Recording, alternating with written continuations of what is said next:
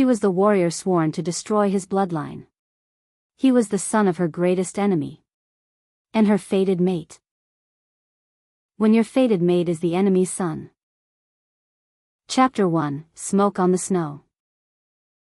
The snow remembered blood. Carly knelt at the tree-lean, palm pressed to the crusted drift, and tasted the storm.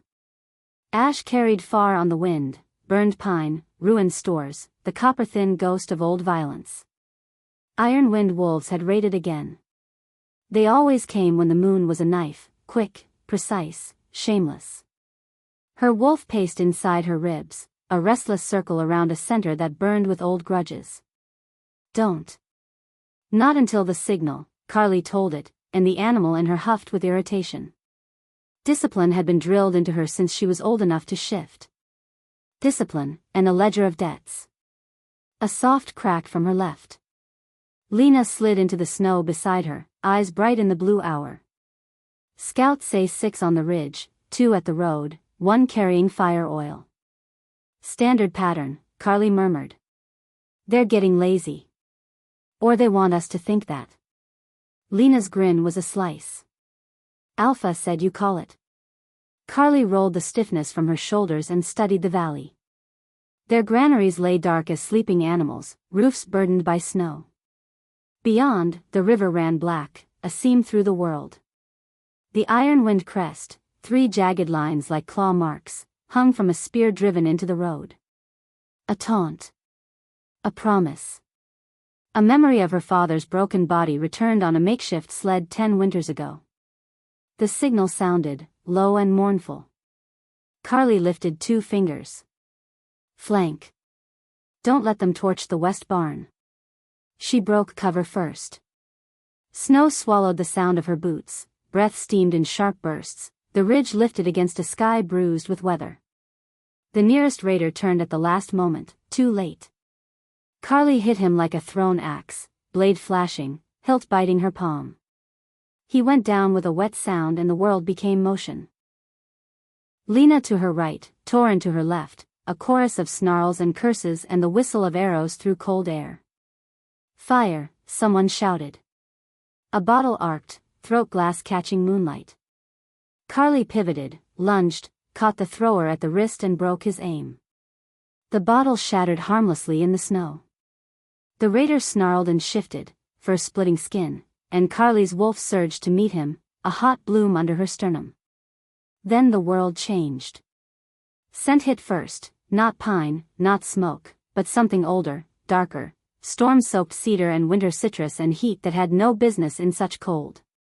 It crashed through Carly's chest like a door being kicked open. Her wolf went suddenly, dangerously still. Mine, it breathed, reverent and furious at once. Across the drift, a figure stepped through the fighting. He didn't hurry, didn't posture. He moved with the quiet inevitability of weather, snow giving way under heavy boots. Tall, broad, a black fur coat thrown back to reveal bare forearms scarred with old stories. He looked wrong among raiders, too clean, too ruthless in a thoughtful way. His eyes found hers, and the world went knife-sharp. Everything in Carly locked. She knew that face from warnings around winter fires. Samson Vayne. Ironwind's ghost son. The Alpha's heir they used as a rumor and a leash. Executioner. Negotiator. Blade with a mind. His nostrils flared. The smallest flinch crossed that disciplined mouth, and then the same terrible understanding lit his gaze. Fate slid its collar around their throats and tugged. Stop, Samson said, voice low iron that carried through the storm. Not to his men. To her. Carly's grip tightened on the knife. Wrong territory, she answered, calm, though her pulse beat stupidly against her tongue. Wrong war. Their wolves pressed, snarling, not at each other but at the gap between. The bonds sparked like teeth on flint. It wanted heat, vow, skin. It wanted everything she refused to give any enemy. Pull back, Samson told the raiders without looking away. Now. They hesitated. He didn't. A glance, a wait, and the Ironwind wolves obeyed, peeling away from the barns like shadows receding at dawn. Snow swallowed their retreat. His gaze never left Carly, as if she were a cliff edge and he was measuring the fall. "What game is this?" Lena hissed, breath frosting the air. "Why are they?" Carly didn't answer. She couldn't. The scent, his scent, was in her mouth, crawling over her tongue, rewriting her bones. She wanted to lunge, to sink her teeth into the curve of his shoulder where a mate mark would live. She wanted to bury her knife in his throat. Want twined with want until there was no difference. Samson lifted his palm, slow, deliberate. "No weapon. You don't want this fight." "Try me," Carly said, voice turning to smoke. Something like a smile ghosted his mouth. "Not here." His eyes cut toward the river. "Tomorrow. Broken bridge. Dusk. A parley. A trap. A cliff." Carly nodded once, because her wolf had already nodded for her. "Come alone." He laughed softly, a sound like a knife being sheathed. "You too." Then he was gone, swallowed by the trees and the weather and the mess he'd made of her heart. Chapter 2, Broken Bridge. The river had eaten the bridge long before Carly was born, but the arch still rose from the black water like the spine of an old beast. Fog bunched in the hollows, bare willow branches clacked softly, a rosary of bones. Good places to hide snipers. Better places to hide regrets. Carly arrived early and alone, or what passed for alone in their world. Lena shadowed 2 ridges back with orders to drop anyone who sighted a bow on Carly's silhouette.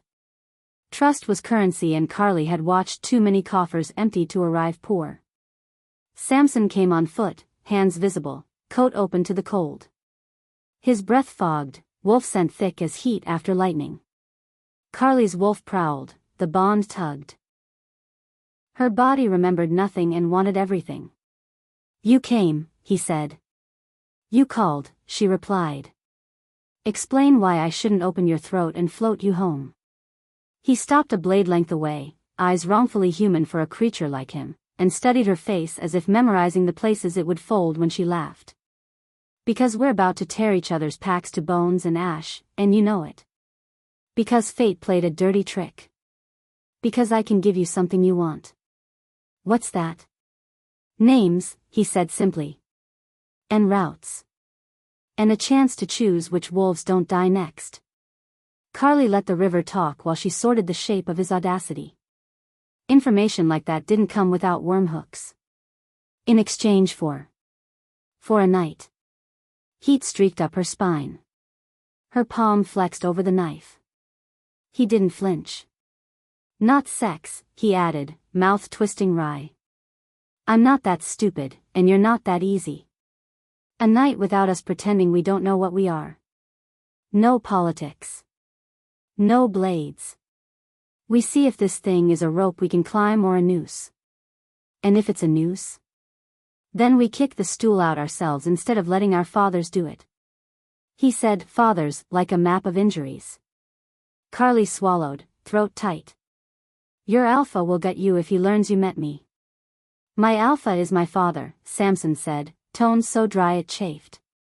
"He's been trying to gut me since I grew taller than him." A gull screamed over the water. Carly pictured Lena's finger trembling on a bowstring. Fate pressed cool fingers at the hinge of her jaw. It would be so easy, step forward, lean into his heat, put her mouth on the pulse under his ear. It would be easier still to end him and call it strategy. "Names first," she said at last. "Then we'll discuss your rope." He lifted a brow. "And if I don't give them?" "Then we drown together," Carly said, and something hungry in both of them smiled. He gave 3 names. Not foot soldiers. Planners. A quartermaster who sold oil to ghost merchants, a lieutenant with a taste for daughters who vanished, a cousin that carried messages in hollow chair legs. He gave routes. Not the obvious ones. He spoke clean, as if every syllable cost knuckles. Carly filed each word where she kept the important ones, at the back of her teeth, razor sharp. Why betray your own? She asked. His eyes caged a storm. I'm not betraying them. I'm choosing which wolves live. A beat. Start with the quartermaster. He's the rot. Cut him out, the body stops stinking. Fate hummed approval like a distant hive. Carly exhaled, fog turning to ghosts. Where's your trap? You're standing in it, he said, and the fog coiled like smoke. If you say no, I'll spend the next year making sure you never sleep. If you say yes, I'll buy us a night where you might. She should have walked. Instead, Carly stepped closer until his breath kissed her cheek. One night, she said, and her wolf rolled its eyes at the lie. On my ground. My rules. Name them. No touching unless I say. Her voice went husky without permission. No lies. He considered. No spies. No arrows in the fog. Done. Then pick the place, Samson said. I'll come alone. I'll come clean. Carly told him, and his mouth did that dangerous almost smile again, and she wished she were better at lying to herself. Chapter 3, The Wolf House. They met where the old forest gathered itself into a cathedral of black fir. Carly lit no lamps, she didn't need them. Wolves see with more than eyes, and the bond was a compass that made a liar of cardinal directions. Samson arrived precisely when he said he would, damp hair, dull knife, palms empty. He stopped at the threshold stone as if entering a church. Rules? You already heard them. Repeat them anyway, he said, and the request made something hot and wary uncoil low in her spine. Consent spoken. Boundaries made ritual. She repeated them, he repeated them back. The air accepted the contract. They stood in the dim close space and pretended to be patient. The bond didn't pretend. It pressed, nuzzled, bit. It dragged memory from futures that hadn't happened, his weight, her name in his mouth, the sound she'd make when she forgot how to be careful. Why you? She asked, because questions were safer than reactions. Why send the alpha's son to do the dirty work? He leaned against a beam, careful to keep his hands visible. Because I learned long ago to keep blood off floors my father cares about. And if he finds out you're here? Then you'll hear a war start like a door slammed in the sky. He cocked his head. Why you? Because I'm the knife no one sees until it's inside them, Carly said evenly. Because our alpha trusts me to choose when to bleed. Something like respect tilted his mouth. And do you choose us? She chose wrong things with both hands. Tell me how you got those scars, she said instead, nodding at his forearm. He told her too. Kept 5. She gave him one of her own, a fall through river ice at 13, the quiet near-dying that taught her the shape of silence. The night paced. The bond prowled. Words built a bridge between enemies and called it truce. When the silence changed from tense to charged, Samson took a breath that sounded like surrender. Touch, he said, voice rough. Your call. Your pace. Carly's hand lifted as if pulled by tide. She laid 2 fingers against his pulse. Heat licked up her bones like whiskey. He didn't move, didn't take, didn't even exhale as if breath might spook her. She pressed, just enough to feel how hard he held still, and felt the wolf under his skin press back, startled and hungry and exquisitely careful with its teeth. She could have kept it there, delicate as a secret.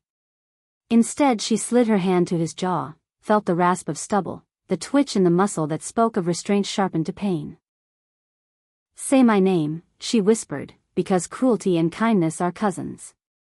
Carly, he said, and her wolf rolled belly up and bared its throat to the stars. She kissed him like a decision. He kissed like a confession, I have been empty, and here is where I end. Rules held. Hands stayed polite. Mouths did not. Fate arched its back and purred. When they pulled apart, the air had teeth again. This doesn't change the war, Carly said, and wanted to believe it. No, Samson agreed, and made it a lie with his mouth on her wrist, a promise placed where a claim would someday live. Outside, the forest listened. Above them, the moon slid through the ribs of the firs like a coin dropped into a well. Chapter 4, Cross-Current. They dismantled the quartermaster fast. Names Samson gave checked against routes against missing girls. Carly dragged the proof into daylight and set it on fire where witnesses could warm their hands. Ironwind blinked, staggered, bled. For 2 weeks, winter let itself be cruel without inventing new tricks. In that mercy, the bond fattened. They met twice more, each time circled by rules that grew more ornate and less effective. They traded stories like contraband. They mapped each other's tempers and silences. Samson carried a grief with a particular shape she recognized, sons carved to fit Father's scabbards. Carly wore hers more quietly, daughters taught to keep the house from burning even when the men brought home fire. And always, heat. Always the war in their bodies that couldn't be negotiated. You know this ends with a blade, Lena said, watching Carly clean hers. One of yours or one of his. I know, Carly said, and oiled the edge anyway. It was Samson who broke the rhythm. We need to stop meeting like lovers, he said on the bridge, breath steam, eyes tired. My father smells something and calls it weakness. He's wrong, Carly said, bristling before she could help it. He's wrong about a lot. But he's right about this, the old men will weaponize us. They already have, she said, and laid her palm on the stone where river spray had frozen into lace. What do you suggest? Something they can't spin as seduction or treachery. He looked at her mouth and lied with conviction. A formal parley. Witnesses. Oaths.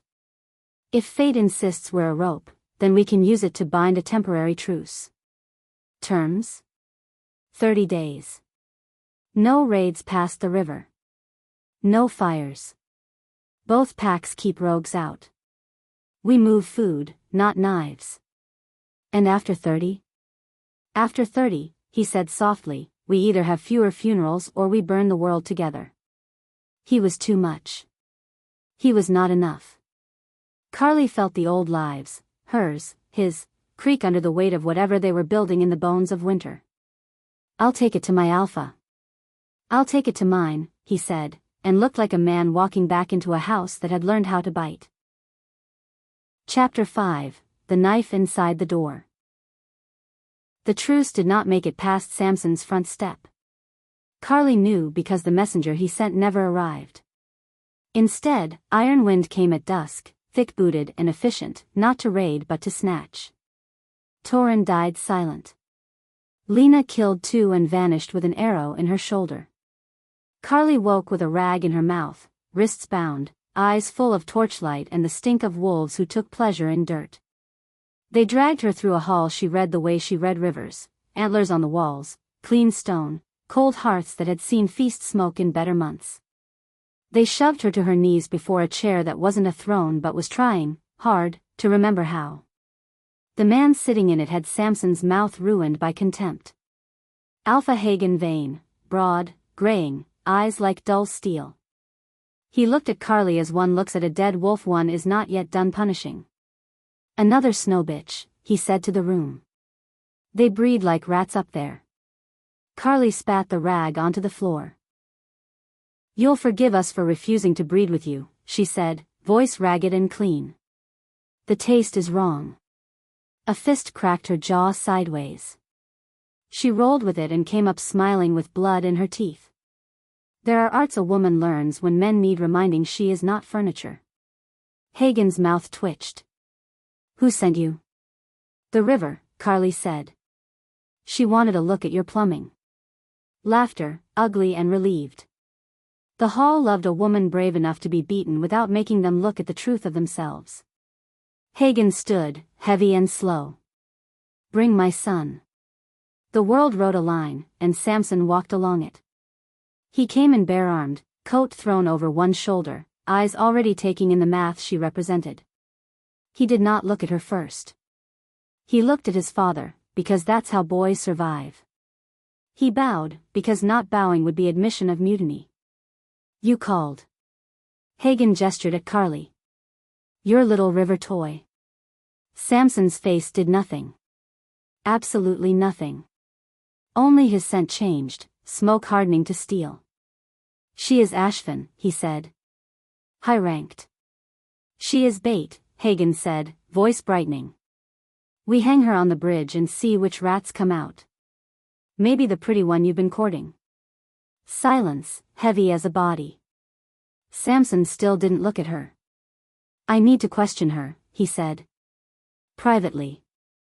Hagen's chuckle was a saw blade. Oh, I'll bet you do. Something hot and black bloomed under Carly's tongue. Fury has teeth, love gives it a collar. She bit both. Samson finally turned his head and met her eyes, and the world slid back into the track it had carved when they first scented each other, two magnets across a table full of knives. He knelt.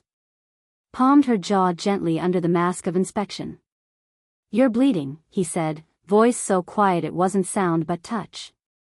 She wanted to bite him. She wanted to beg.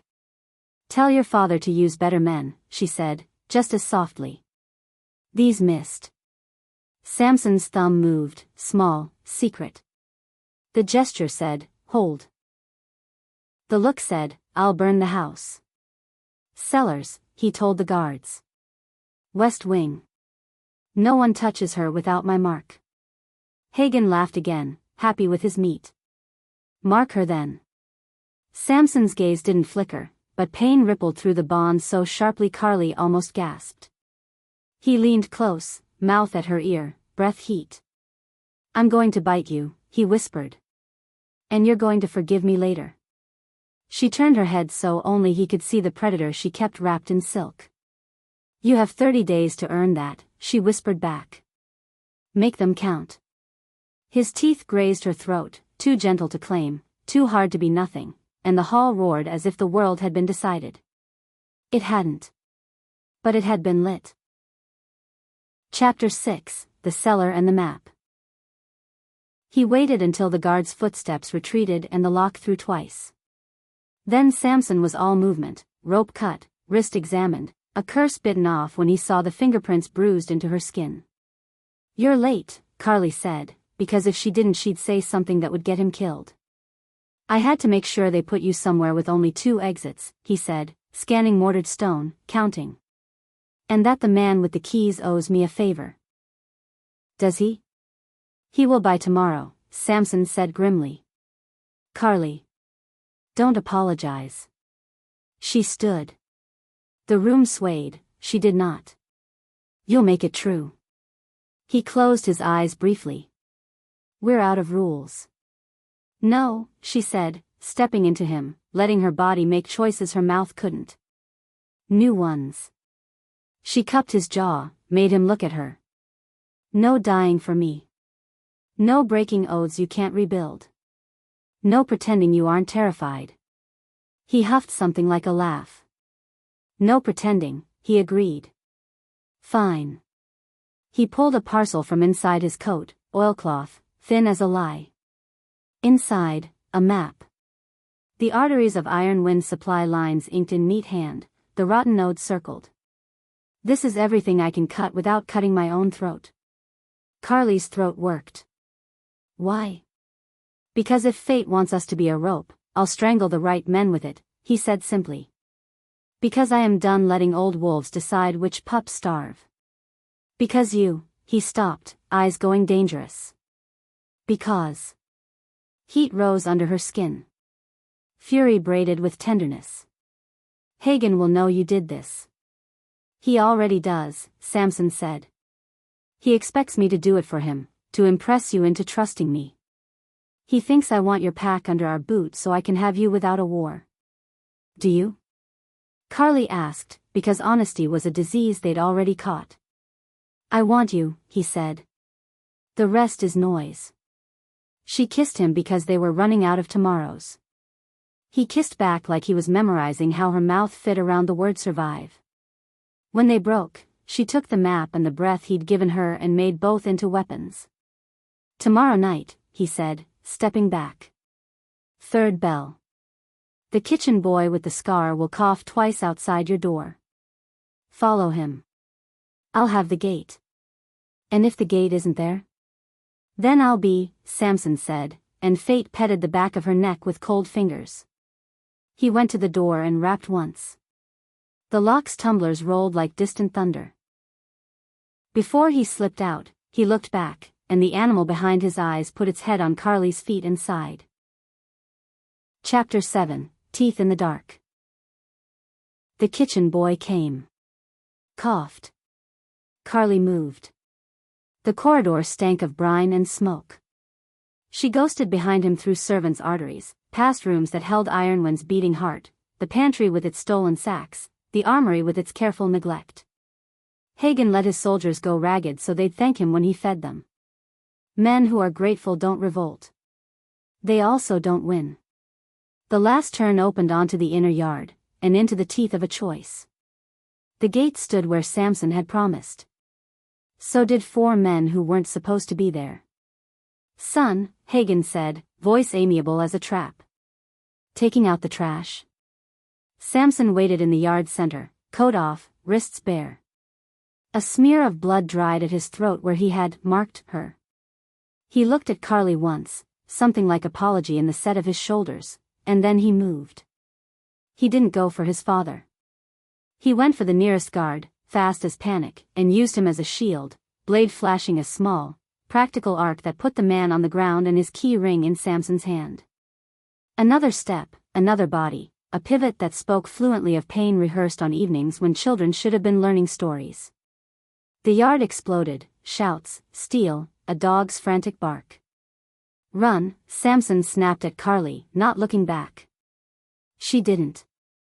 She went for Hagen, because sometimes the only way out is through whatever made the hole. He laughed, delighted. The rat has teeth. Keep calling me names, Carly said, and reached for the piece of her wolf that had learned Samson's. The world tilted. Heat spiked. Her nails shivered into black glass, not as long as claws, not as bright as light, something between. She raked them across Hagen's forearm. He howled, more fury than pain, and backhanded her into the wall. The stone stole breath and gave her stubbornness. Samson was there, then gone, his body a lesson in leverage. Keys flew. The gate shuddered as a bar dropped. The kitchen boy yanked, a seam of moonlight slit the night. Go! Samson roared again. Carly met Hagen's eyes and smiled with all her teeth. He's not yours, she said, and that, more than the cut, made him lunge. She slid under it, feral and fluid. Then she ran because she wanted to live long enough to be dangerous tomorrow. Behind her, Samson turned and met his father the way weather meets mountain, with patience and a promise of erosion. The forest took Carly in like a sister. The bond rattled, sharp with pain that wasn't hers. She tasted blood she hadn't swallowed. Don't you die, she told it. Don't you dare. It pulsed once, steadied. He was alive. For now. Chapter 8, 30 Days of War. Carly didn't try to sleep. She ran the map forward and backward until it was part of her hands. By noon, Ironwind's rot shrieked in sunlight. By night, 3 of Hagen's lieutenants were missing teeth and titles. By dawn, the rogue packs smelled blood in the kingdom's water and began to circle like birds clever enough to know which windows were real. Samson didn't come. He couldn't. But he sent proof of breathing, a raven feather tied in a knot only the 2 of them would read. A message, I'm not dead. Yet. The 30 days they'd promised each other arrived anyway. Ashfen's alpha, who had more wisdom than patience, met Carly's eyes and said, if you can cut a throat without opening a war, do it. If you can open a door without letting in ghosts, do that instead. Either way, bring our people through. Carly nodded once. And if the door is a man? Then don't mistake a door for a destination, the alpha said, not unkind. Broken Bridge listened again. Samson came slower this time. Bruises flowered at the edge of his jaw where collar met bone. Hagen? Carly asked, low. Lost his temper, Samson said. Found it again. Will he sign? She handed him the truce writ on hide, already bearing Ashfen's oath. 30 days. Food not fire. He'll try to cut it into a leash, Samson said, eyes on her mouth. And choke on it.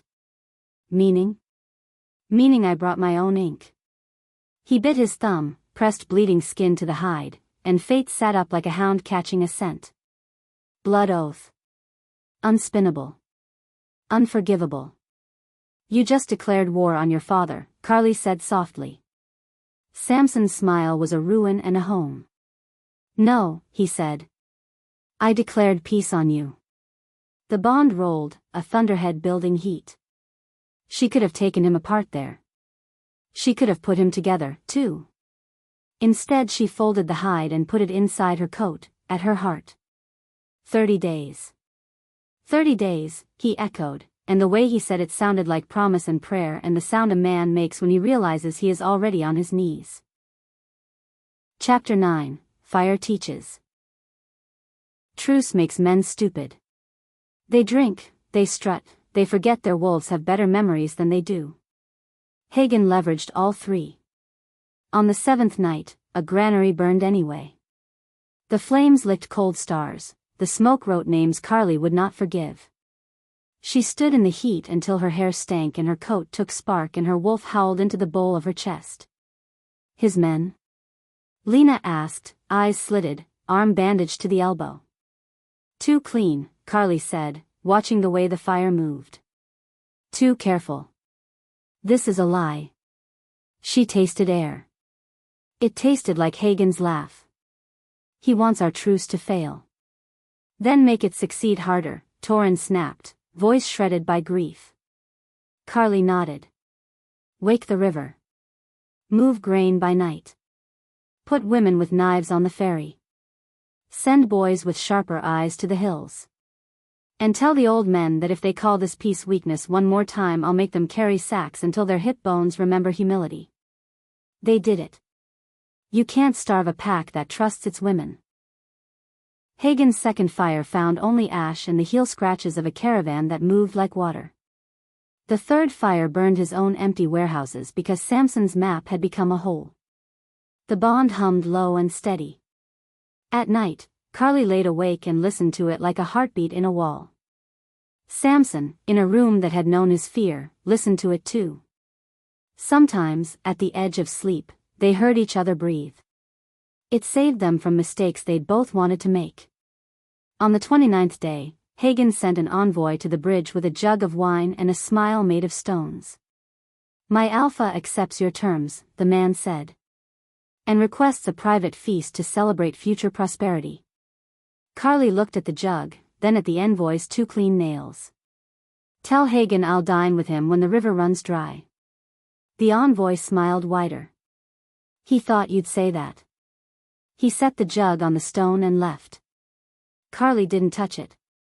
She shoved it into the river with her boot and watched the wine bloom like blood. The current took it south, toward fields that would feed wolves who didn't wear her name. She said a prayer to something older than men and colder than oaths. It said nothing back. That was answer enough. Chapter 10, The Bite That Isn't a Claim. On day 30, Samson came with empty hands and a full mouth. Don't, he said, before Carly even opened hers. Don't tell me we did enough. Don't tell me we can go back to knives and pretend we didn't learn each other's sense. I wasn't going to, Carly said. I was going to tell you I'm tired of rules that dress like mercy. He laughed once, ragged.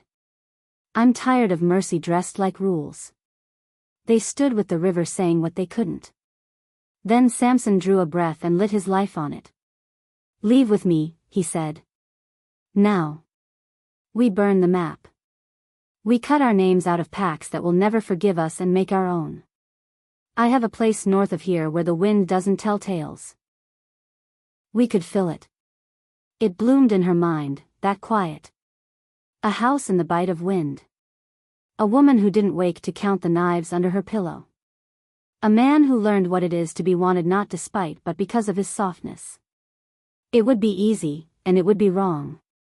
Carly put her palm to his chest and felt the thud that had belonged to her for weeks. Samson. If we run, Hagen teaches the pups that fate is for cowards. If we stay, we teach them it's a weapon. He flinched, small, honest. You always pick the hard road. So do you, she said gently. That's why we found each other there. He caught her wrist. Raised it. Pressed his mouth to the inside where a mark would live if they were wolves who could afford such things. His teeth grazed skin, not a claim, not yet, a draft, a blueprint, a promise. Then fight with me, he said into her skin. Not for me. With me. Name the first door we kick, Carly said, and there it was, the smile that had ruined her and would fix a country. My father's, he said. But not with knives. With witnesses. Public, she agreed. Under moon. Oaths. And if he refuses? Samson asked. Then we teach the pups how to bury a king, Carly said, and her wolf purred and bared its throat to a future that tasted like iron and pine and a mouth that had learned her name. Chapter 11, The Moon-Tried Oath. They chose the clearing where both packs could fit without touching. Neutral ground, though nothing on it was truly neutral anymore. The river curled close, whispering over rocks like it knew too much. Wolves lined the circle, Ironwind to the east, Ashfen to the west, eyes bright, claws restless, the air brittle with centuries of grudge. Samson stood bare-armed before them, a scarred blade at his hip, blood oath still fresh on his skin. Hagen loomed behind him like winter in human form, the kind that kills by slow degrees. Carly stepped into the circle opposite, her coat flaring in the wind, her wolf humming low and ready. This truce was written in blood, Samson said, voice clear, carrying over the crowd. It held. You all saw the fires that didn't burn, the raids that didn't happen. That's proof enough. Hagen smiled, a thing without warmth. Proof of what, son? That you'd kneel to a rival alpha for a pretty face? She's my equal, Samson said evenly. You can't kneel to what stands beside you. A murmur went through the wolves. Some bristled, others leaned forward, curious. Hagen's eyes narrowed to slits. You mistake lust for wisdom. And you mistake fear for strength, Samson shot back. Your pack is dying because you'd rather rule ashes than share a flame. Carly stepped closer, voice cold as steel drawn slow. We came here to end the bloodline of hate. Not your bloodline, Hagen.